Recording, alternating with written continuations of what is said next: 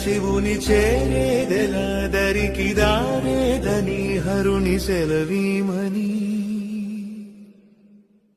నీదే కదా తనువు నీవే కదా నువ్వు నాదేది నీ దరికి నన్ను చేరని నా శ్వాస నీకు నా నీరాజనముగను నా స్వరము నీకు నా అభిషేకముగను ఈ తనువు నీకు నా నైవేద్యముగను నా కర్మలే నీకు పరిచర్యలుగను అక్షరములు నీకు అక్షతలుగాను పదమాలలను నీకు పూమాలికగను కరతాళ ధ్వనులివే మేళతాళాలుగను సేవించనా నిన్ను నీ భక్తునిగను కోరేదే